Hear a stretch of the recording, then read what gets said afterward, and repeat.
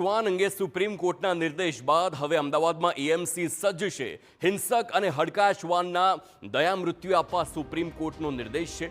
Supreme કોર્ટના નિર્દેશ અંગે સીએનસીડી વિભાગના ડિરેક્ટરનું નિવેદન સામે આવ્યું। 5 વેટરનરી ડોક્ટરોની એક ટીમ બનાવીને તપાસ કરવામાં આવી છે। હડકવાની તપાસ માટે 29 રેપિડ કિટનો પણ ઉપયોગ કરવામાં આવ્યો। હિંસક શ્વાનને લાવ્યા બાદ 15 દિવસ નિરીક્ષણમાં રખાશે। શ્વાનનું નિરીક્ષણ કર્યા બાદ સુપ્રીમ કોર્ટના નિર્દેશ પ્રમાણે કાર્યવાહી કરવામાં આવશે। અત્યાર સુધીમાં લગભગ 29 જેટલી રેપિડ ટેસ્ટિંગ કિટનો ઉપયોગ કરી એ જાણકારી મેળવવામાં આવેલી છે કે ડોગ્સને રેબિસ છે કે નહીં, પણ આવા કોઈ ડોગ્સમાં રેબિસ માલુમ પડેલ નથી।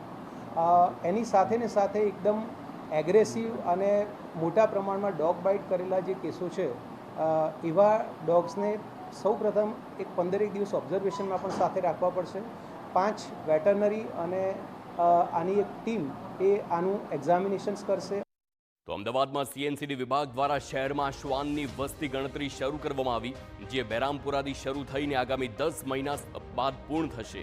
એએમસીએ લક્ષ્યાંક કરતાં વધુ એટલે કે 89% સ્ટેરિલાઇઝેશન કામગીરી પૂર્ણ કરી છે અને 8000થી વધુ શ્વાનના માઇક્રોચિપ ઇન્સર્ટ કરવામાં આવી છે, તેથી તેમનું ટ્રેકિંગ સરળ બની શકે। સુપ્રીમ કોર્ટના નિર્દેશ બાદ વસ્ત્રાલ અને લાંબા ખાતે 450 શ્વાનની ક્ષમતાવાળા શેલ્ટર હોમ જુલાઈ સુધીના કાર્યરત કરવામાં આવશે। આ ઉપરાંત શહેરમાં 19,700 પેટ ડોગનું પણ રજીસ્ટ્રેશન કરવામાં આવ્યું છે, જેથી શહેરમાં શ્વાનની વસ્તી ગણતરી થઈ શકે।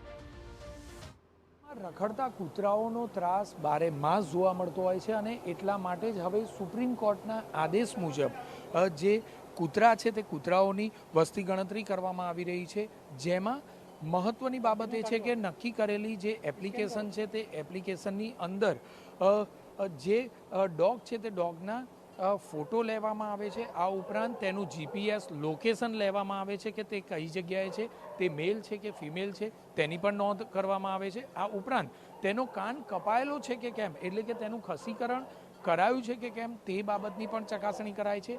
અમદાવાદના તમામ ડોગની આ જ પ્રકારે તપાસ કરવામાં આવશે, તેની ગણતરી કરવામાં આવશે અને ત્યારબાદ માલુમ પડશે કે આખરે કેટલા ડોગ અમદાવાદમાં આવેલા છે, કારણ કે અત્યાર સુધી કોઈ પણ પ્રકારે આ પ્રકારની ગણતરી કરવામાં આવી ન હતી।